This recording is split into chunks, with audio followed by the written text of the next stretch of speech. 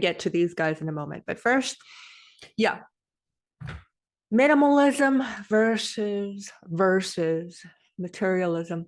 This was a hot topic a few years ago. I remember when it was really cool to be a minimalist, and it was not so cool to be someone who had possessions. And this was back when digital nomadism was first a thing. There was a lot of young people that were talking about how they sold everything, and supposedly, I think that a lot of them were still keeping a lot of their stuff in their parents' basement, but that's another story. And just traveling minimally, who could travel the most minimally with just one carry-on backpack? It was kind of a competition, at least in the circles that I saw. But so I want to talk a little bit about that. And as usual, this is a continuum. So it's not like one end of the extreme is bad, like a hoarder, and then there's only another end of the extreme, like selling everything you own and living a Spartan lifestyle and, some monastery or cave somewhere. So there is a continuum. And also, I wanted to ask you what the general trend is, because I know the last few years have been kind of weird for a lot of people. It's also been weird for me. So I don't want to talk about this in the context of money, because that's going to be for later. Right now, I'm just talking about stuff. It could be a box of Kleenex. It could be a little stuffed animal. It could be anything, right? It could be anything. So yeah, I just want to ask you, which end of the continuum are you on, knowing that on one end you have the hoarder, and on the other end you have someone who is like living in a cave. So where are you on that continuum? And also know that it changes. It's dynamic. It's not always the same. It's not something you make a life decision about and it lasts forever. So also, where would you imagine yourself being in a few years based on what you want to do, where you want to be? What do you envision for yourself? Or is it okay to say you don't know? So I'm going to start with a few stories. The first story is about me. I'm going to talk about a few friends that I have, and then I'm going to have a story about me and how I sold everything and moved to Europe. So the first story, this is back when I was doing stage combat. I had a friend named Eric, and he had a collection of every comic book and action figure and D&D stuff. I mean, he had games, he had all kinds of stuff everywhere. Like every available space was filled with this. It's kind of like walking into a museum. It was really interesting. But there'd be some that would say that he's kind of a hoarder, but it made him happy. And I think that, you know, it could make someone just as happy as selling everything and jumping on an airplane. So back then, I would have been more like, my God, look at all this stuff. You know how many airplane tickets I could buy with this? Why would you want to have this much junk? But who knows? For all I know, he liquidated everything and made a killing on some of it, but that's another story. So the other story I want to tell is about a guy I knew who did Viking reenactments. I'm sure he's watching the Viking series and the Viking Valhalla series on Netflix. But man, this dude, it was like his house. It was absolutely awesome. I actually went there because unfortunately there was a funeral. Somebody had committed suicide in the group, and there was a kind of a Viking funeral, not with the send off on the boat, but there was ravens and there was some booze and a horn, I remember, and some music. And it was really a cool experience. But anyway, this guy's house was just, he made clothes. He did carpentry. He made tools. He had a forge. He had all the things. The whole house was filled with everything Viking. Even the food he ate was like Viking food. And I just remember this place to this day. And there you go. That's definitely not minimalism, right? But it's also not materialism. Collecting things or doing something really cool. Or say you have a recording studio in your basement. You're going to be collecting stuff, right? But that doesn't even matter. It doesn't matter if it's stupid stuff, right? So now my story is, and you stop me if you've heard this, and you probably have because I've talked about it several times already. I sold everything that I owned, and here I am in Europe. And this was quite the process. I could actually help people through this process if they ever had to go through it, because it is exhausting and it's emotionally exhausting, and it's just everything about it is just, I don't think I ever want to do that again.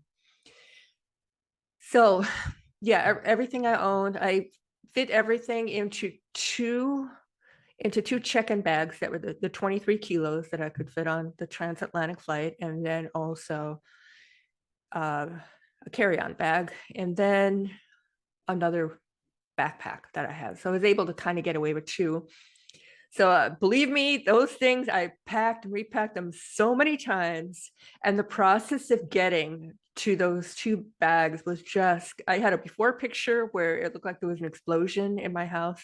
Now, granted, at this time, I was also kind of scaling down and chose to live with a friend and get rid of a lot of stuff. So I didn't have all the stuff that you would have in a big house at this point, but there was still a lot of stuff to get rid of.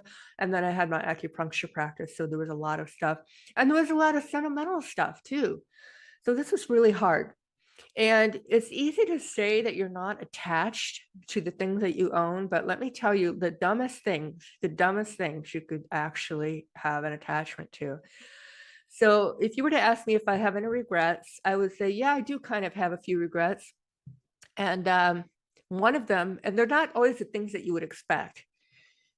One of them was a jacket. It was a vintage 90s Woolrich mustard yellow jacket. In other words, I could wear that thing. I could have worn it on the set of Northern Exposure and fit right in.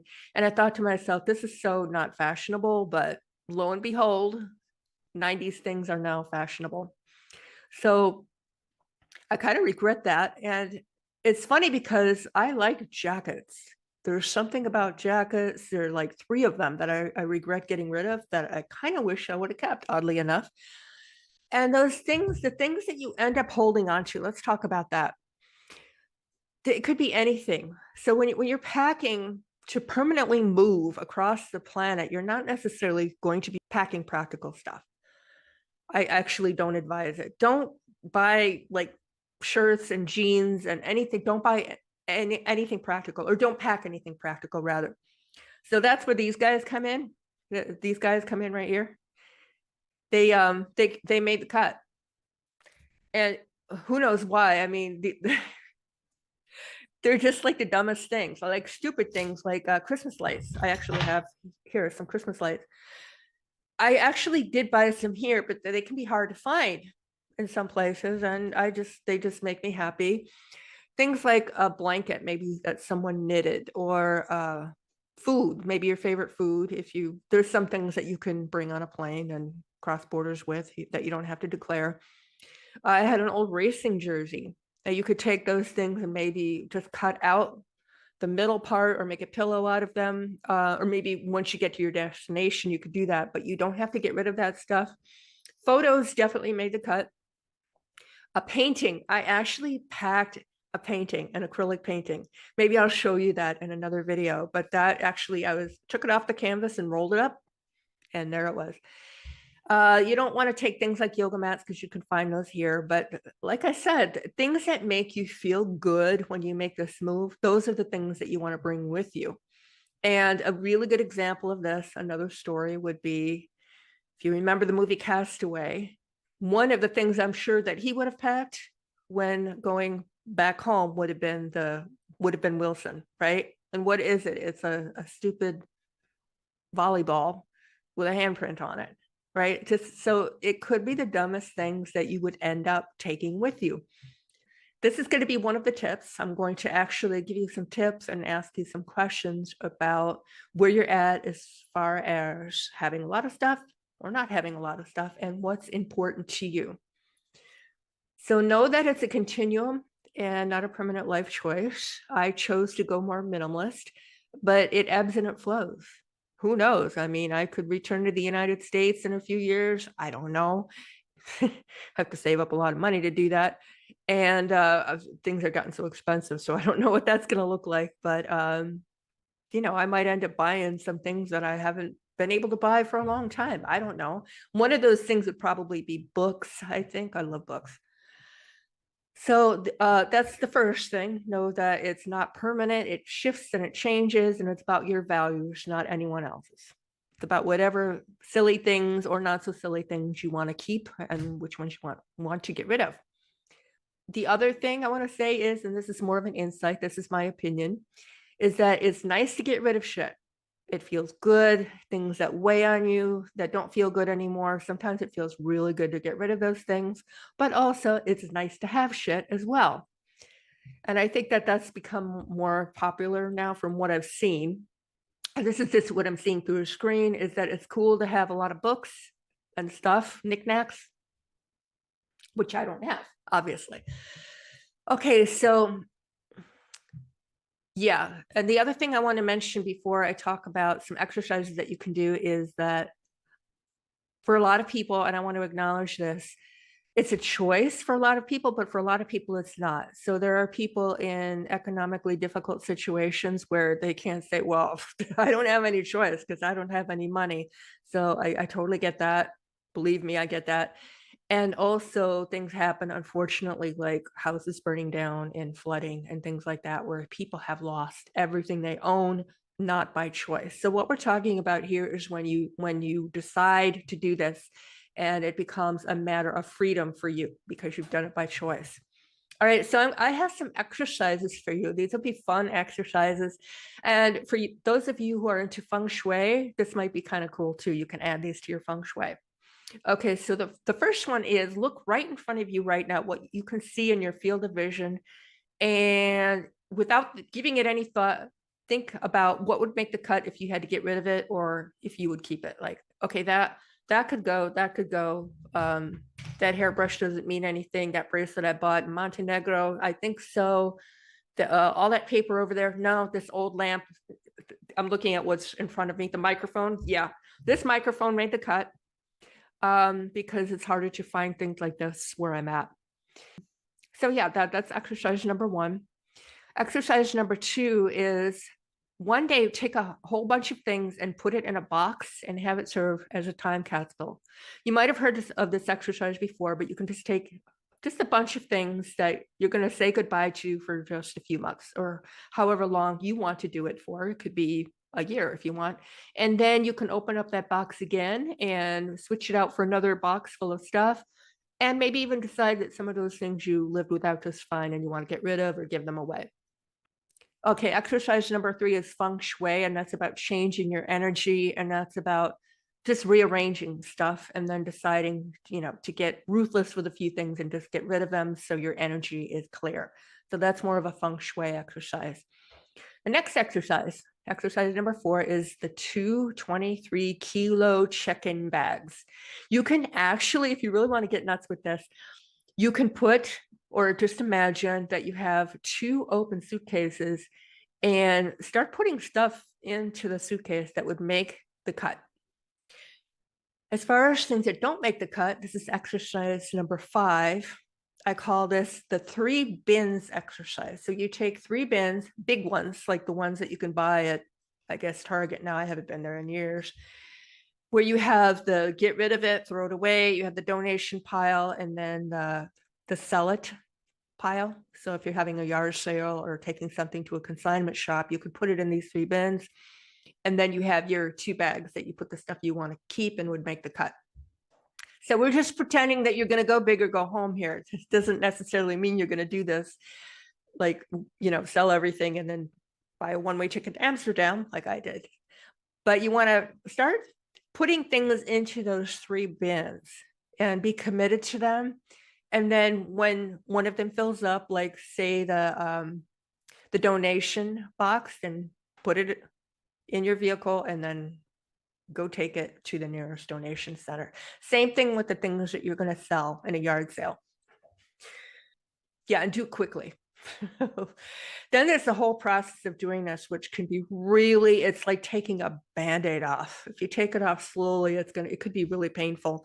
So it takes a lot of energy to make those decisions, especially when you're making decisions about things that, have a lot of meaning to you. Which reminds me, they're talking about materialism. God, I wish that I still would have had some of my old vinyl records and some of my parents' old vinyl records. Just stupid things. I really, really wish I would have had those. Yeah, I know I'm not making it any easier, right? So, okay, here's my 6th or 7th, I forgot which tip I'm on, but one of my favorites is when you're having that yard sale, when you're having a yard sale or you're giving away things to friends. Yeah, that was the actual tip right there.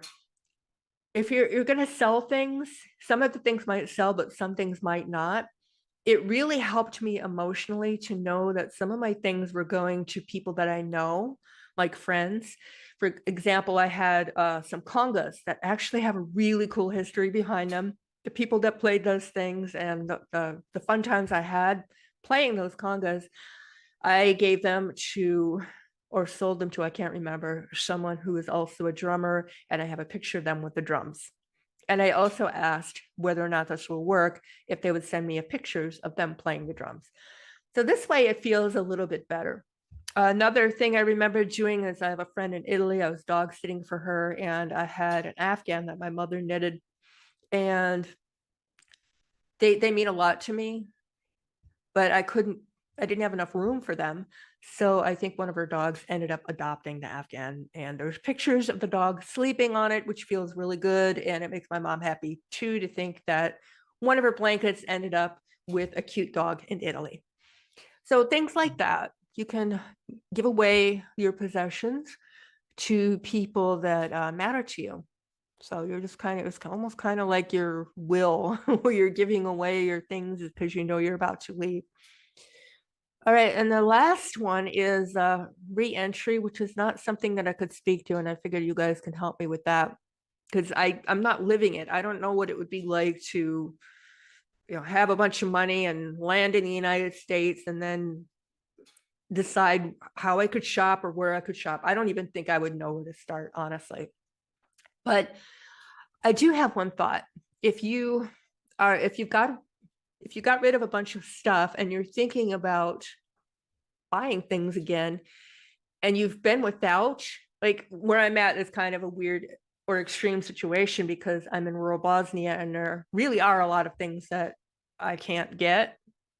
I can't even get them shipped to me. So I just do without, and I'm used to that. But I wouldn't say that that is better or worse than having stuff and being in the United States. It's just different. So I'm wondering, sometimes I think it's good not to just keep accumulating too much shit. So I would give a lot more thought to the things that I bought, I think. Maybe I would go nuts. I don't know. And the other one is and this is just something to think about. It's not an exercise, but the mental swap. I call this the mental swap. And this is, and I used to be more self-righteous about it, but I still have some strong opinions about this.